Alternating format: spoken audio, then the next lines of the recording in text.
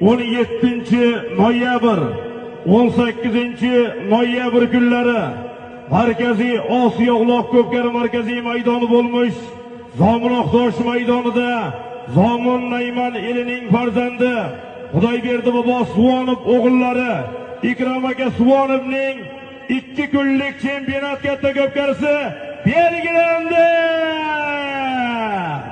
Zomunoqtosh maydoniga mana Zomunboy bobomizning o'g'illari Alisher polvon bosh, jiyanlari Dilmurod aka ustozimiz bosh. Xudo xolasa Zomun Nayman elining farzandi Xudoyberdi bobo Suvonov farzandi Ikrom aka Suvonovning 2 kunlik chempionat ko'pkarisi belgilandi. Tayyorgarlik ko'raverasizlar do'stlar.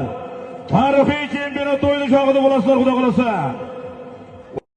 17-noyabr, 18-noyabr kunlari Markaziy Osiyo uloq ko'pkari markaziy maydoni bo'lmuş Zomunoqtosh maydonida Zomun Nayman elining farzandi Xudoyberdi bobo Suvonov o'g'illari Ikrom aka Suvonovning 2 kunlik chempionat katta ko'pkarisi belgilandi. Zomunoqtosh maydoniga mana Zomunboy bobomizning o'g'illari Alisher polvon bosh, jiyanlari Dilmurod aka ustozimiz bosh.